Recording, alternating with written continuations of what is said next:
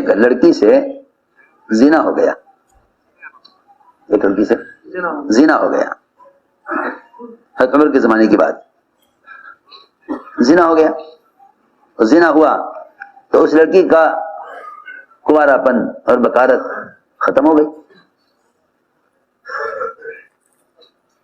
کنوارا پن اس کا ختم.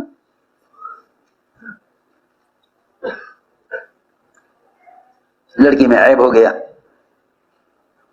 پھر کچھ زمانہ گزرا کہ کہیں سے اس لڑکی سے شادی کا پیام آیا، شادی کا پیام آیا. اس لڑکی کا ماں باپ کو خیال آیا کہ ہمیں اس لڑکی کی شادی کے بارے میں مشورہ کرنا چاہیے کہ بھئی لڑکے والوں کو بتا دیں لڑکی کے اندر عیب ہے، لڑکی میں یہ عیب ہے. گئے حضرت عمر کے پاس، جا کے کہا مومنین ایک مشورہ کرنا ہے. کیا بات ہے؟ کہ ہماری لڑکی سے زنا ہو گیا تھا اور اب اس لڑکی کا کہیں سے شادی کا پیام آیا ہے. ہم سوچ رہے ہیں کہ لڑکے والوں کو بتا دیں کہ بھئی لڑکی میں عیب ہے، آپ شادی کرو یا نہ کرو، اس لیے کہ عقد ہو رہا، ایک معاملہ ہو رہا، لڑکی میں عیب ہے. ان کو ہم بتا دیں کہ لڑکی ایسی ہے. حضرت عمر نے فرمایا کہ اگر تم نے لڑکی کا حال میرے علاوہ اب کسی کو بھی بتلایا اور کسی کو معلوم ہوا کہ لڑکی میں یہ عیب ہے تو میں تمہیں اتنی سخت سزا دوں گا کہ سارے ملکوں کے لیے عبرت بن جائے گی. اگر تم نے لڑکی کا حال کسی کو بتایا تو میں تم دونوں ماں باپ کو، لڑکی کے ماں باپ کو اتنی سخت سزا دوں گا کہ سارے ملکوں کے لیے عبرت ہو جائے گی. اس لڑکی کی شادی ایسے کرو جیسے بہت پاک دامن، نیک طبیعت اور عفیفہ لڑکی کی شادی کی جاتی ہے. اس طرح شادی کرو اس لڑکی کی، اس کی شادی اس طرح کرو جیسا ایک پاک دامن، عفیفہ اور نیک لڑکی کی شادی کی جاتی ہے. اگر تم نے لڑکی کا حال کسی کو بھی بتلایا تو میں تمہیں اتنی سخت سزا دوں گا دونوں کو. چنانچہ عمر رضی اللہ تعالیٰ عنہ نے سخت دھمکی دی اس کے ماں باپ کو اور یہ فرمایا کہ اس لڑکی کے اس عیب کا کسی کو علم نہ ہو، اس کے عیب کا کسی کو علم نہ ہو. میرے دوستوں عزیزوں، یہ سارے اصول اصلاح اور اجتماعیت کے لیے ہیں. یہ سارے اصول اصلاح اور اجتماعیت کے لیے ہیں. اس لیے کہ جو مسلمان کے عیب کو دیکھ کر دوسروں کو خبر کر رہا ہے اس کو ارادہ مسلمان کی ذلت کا ہے، اس کا ارادہ مسلمان کی ذلت کا ہے. اور اللہ رب العزت ان کو ذلیل کر دیں گے جو کسی مسلمان کو ذلیل کرنا چاہے گا. سوچنے کی بات ہے، جو اللہ کی مخلوق کی ذلت کا ارادہ کرے اللہ اس کی عزت کا ارادہ کیسے کر لیں گے؟ کسی مسلمان کی ذلت کا ارادہ کرے اللہ اس کی عزت کا ارادہ کیسے کر لیں گے؟ ممکن ہی نہیں ہے. ممکن ہی نہیں ہے کہ کوئی شخص کسی مسلمان کی ذلت کا ارادہ کرے اور اللہ رب العزت اس ذلیل کرنے والے کی عزت کا ارادہ کرنے ہو ہی نہیں سکتا. اس لیے فرمایا کہ اللہ رب العزت امت کی اصلاح کا کام ان لوگوں سے لیتے ہیں جو مسلمان کے عیب کو دیکھ کر چھپا لیتے ہیں. مسلمان کے عیب کو دیکھ کر چھپا لیتے ہیں. تو مسلمان کے عیب کو دیکھ کر چھپا لو، مسلمان کے عیب کو دیکھ کر چھپا لو تو اللہ تعالی تم سے کام اس لیے لے لیں گے کہ تم نے اللہ تعالی کی ایک صفت، اللہ تعالی کی ایک صفت وہ تم نے وہ صفت تم نے اپنے اندر پیدا کی ہے. تم نے اللہ تعالی کی ایک صفت اپنے اندر پیدا کی ہے. اللہ تم سے اس لیے کام لے لیں گے کہ اللہ تعالی کی صفات میں سے ایک صفت ستار ہے، ایک صفت ستار ہے. اگر تم نے ایک مسلمان کے عیب کو دیکھ کر چھپا دیا تو اللہ تعالی تم سے اس لیے امت کی اصلاح کا کام لے لیں گے کہ تم نے اللہ کی صفت اختیار کی ہے، کیونکہ اللہ کی ایک صفت ستار ہے، تو تم نے صفت اختیار کی، اللہ تعالیٰ تمہارے اس صفت کو اختیار کرنے کی وجہ سے تم سے امت کی اصلاح کا کام لے لیں گے۔ عمر رضی اللہ تعالی عنہ رات کو پہرا دیتے تھے مدینے کی گلیوں میں، مدینے کی گلیوں میں پہرا دیتے تھے۔ اچانک دیکھا ایک گھر کے اندر چراغ جل رہا ہے، روشنی ہو رہی ہے رات کو، درمیان رات میں، اور گانے کی آواز بھی آ رہی ہے۔ حالانکہ عمر امیر المومنین ہیں، ان کے ذمے امت کا حال دیکھنا، تربیت کرنا، اصلاح کرنا، امام ہیں، امیر المومنین ہیں، اور سزا دینا، حد قائم کرنا ان کے ذمے ہے، حد قائم کرنا ان کے ذمے ہے۔ عمر رضی اللہ تعالیٰ عنہ اس روشنی کی طرف بڑھے، دروازہ بند تھا تو دیوار پھیلان کر گھر میں داخل ہوئے۔ دیکھا کہ ایک بڑے میاں شراب پی رہے ہیں، بڑے میاں شراب پی رہے ہیں، اور ایک ناچنے والی ناچ رہی اور گا رہی، اور بڑے میاں بالکل مست، انہیں کوئی ہوش نہیں کہ عمر گھر کے اندر داخل ہو چکے۔ حضرت نے دیکھ کے فرمایا کہ میں نے اتنا برا منظر نہیں دیکھا کہ ایک بوڑھا آدمی جو اب موت کے قریب ہے، زندگی کے کچھ ایام باقی ہیں، اور وہی گناہ کر رہا۔ بڑی میاں نے دیکھ کر کہا کہ عمر، اگر میں یہ گناہ کر رہا ہوں کہ شراب پی رہا، تو میں اللہ کا ایک حکم توڑ رہا، میں اللہ کا ایک حکم توڑ رہا کہ شراب پی رہا۔ لیکن عمر، تم نے اس وقت اللہ تعالیٰ کے 3 احکام توڑے ہیں، تم نے اللہ کے 3 احکام توڑے۔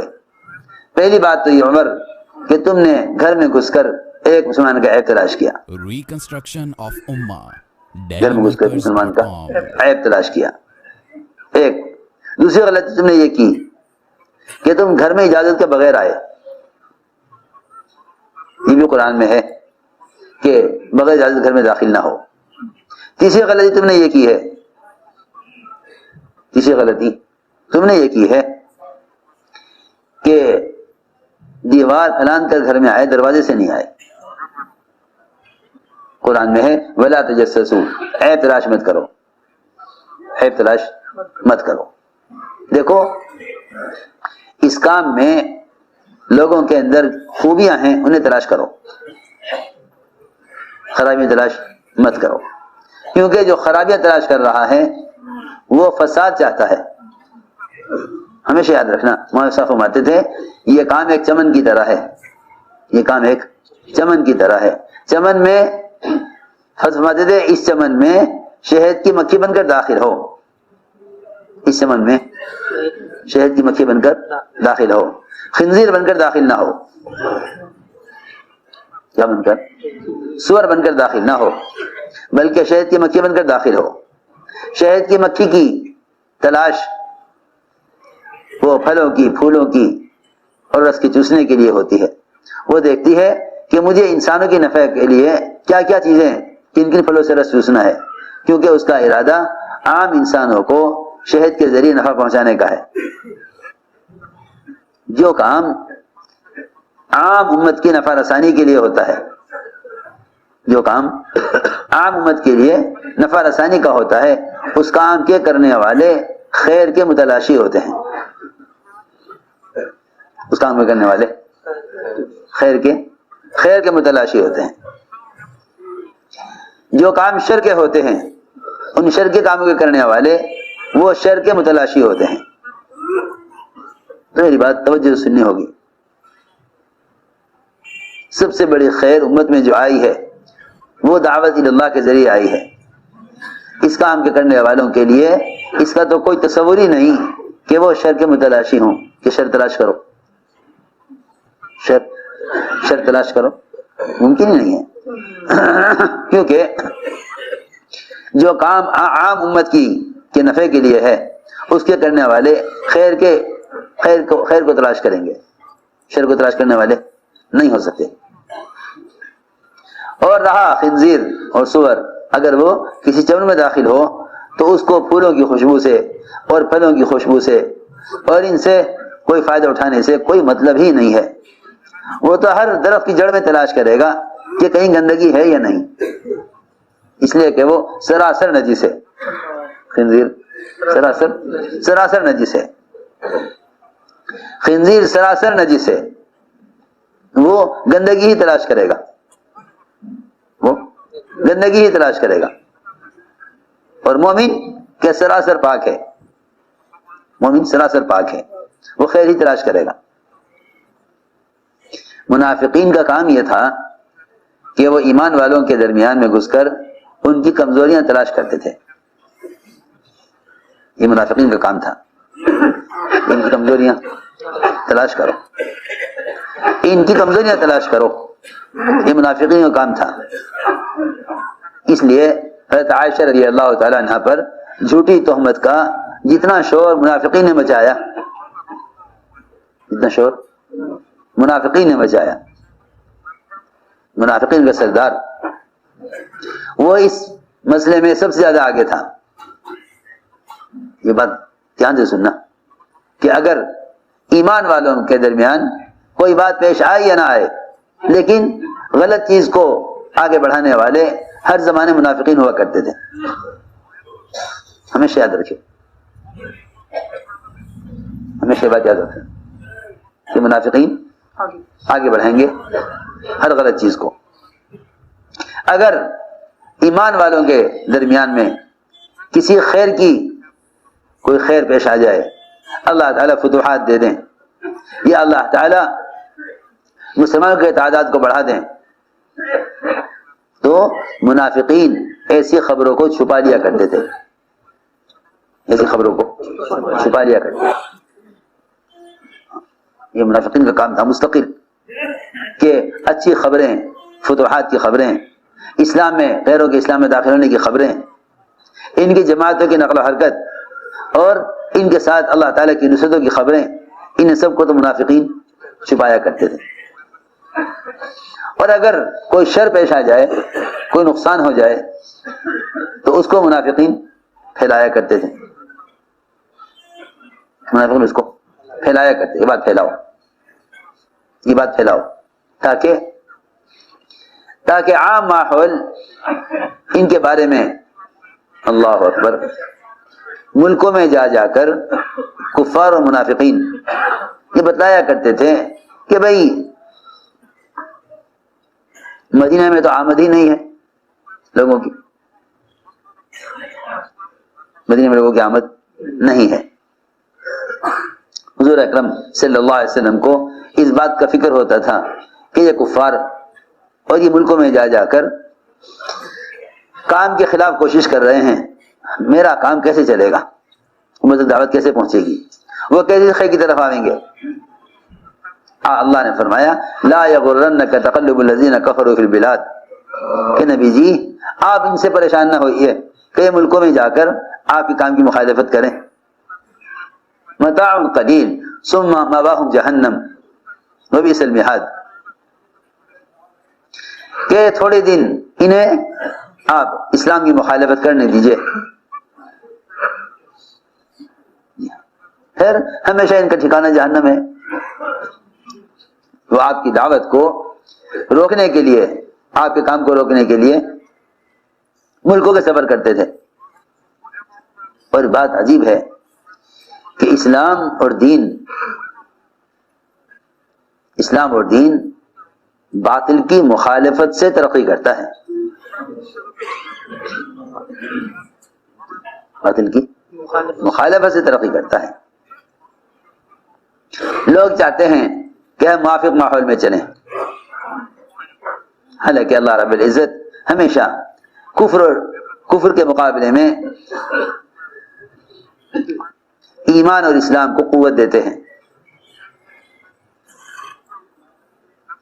عجیب بات ہے کہ اسلام کے پھیلنے کے 10 سال اور چھپ کر اور دب کر اور اذیتوں میں تکلیفوں میں کام کرنے کے 13 سال 13 سال مکی زندگی کے 13 سال مکی زندگی کے 13 سال مکی زندگی کے 13 سال اکثر مدت دب کر مخالفت میں تکلیفوں میں اکثر مدت گزاری. میں نے عرض کیا کہ اصل بات یہ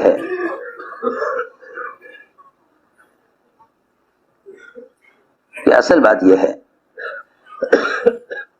کہ ہم اس کام میں خیر کے متلاشی بنے خیر کے متلاشی بنے ہم اس کام میں خیر کے متلاشی بنے. عمر رضی اللہ تعالیٰ عنہ گھر میں داخل ہوئے اور یہ گناہ دیکھا تو بڑی میاں نے کہا کہ عمر میں نے ایک گناہ کیا ہے کہ میں شراب پی رہا ہوں. آپ نے 3 گناہ کیے. آپ نے 3 گناہ کیے. عمر رضی اللہ تعالیٰ عنہ اپنے گناہوں پر روئے. اس پر نہیں روئے کہ رعایا شراب پی رہی, اپنے گناہوں پر روئے.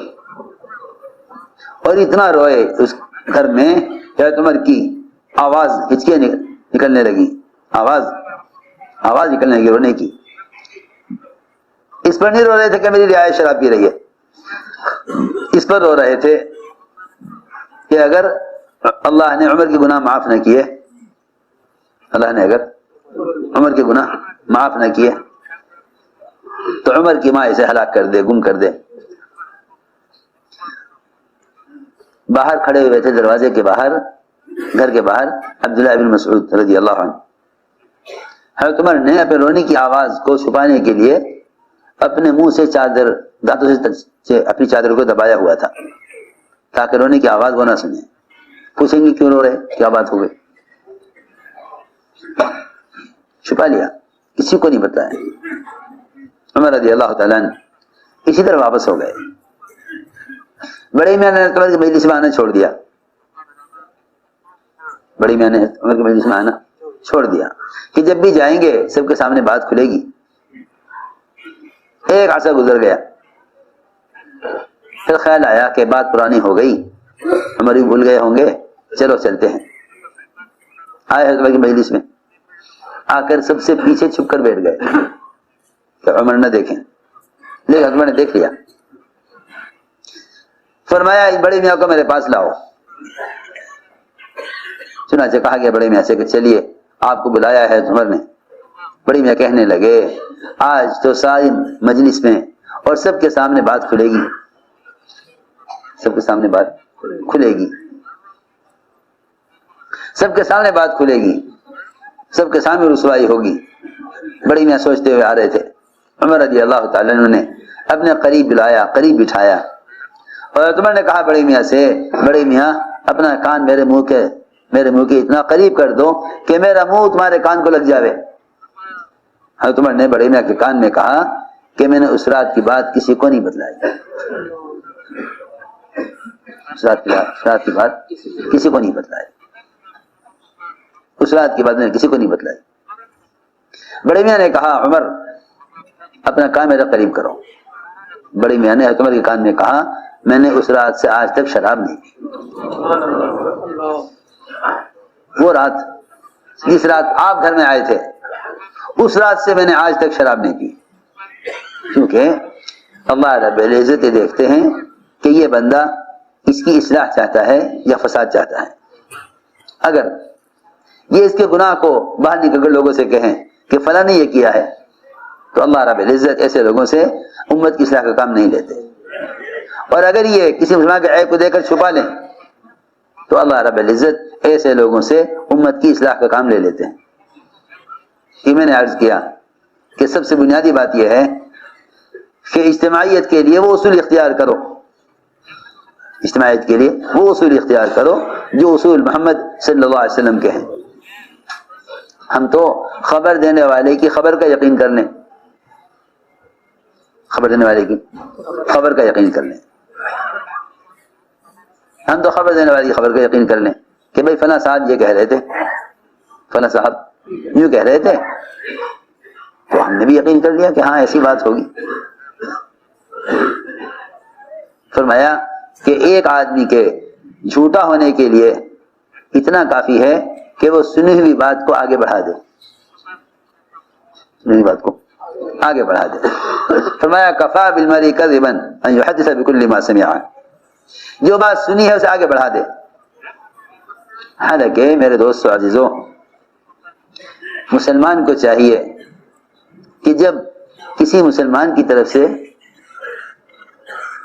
مسلمان کو چاہیے، بھائی کہاں جا رہے ہیں؟ بیٹھ جاؤ، بیٹھ کے بات سنو، سنو غور سے بات۔ فرمایا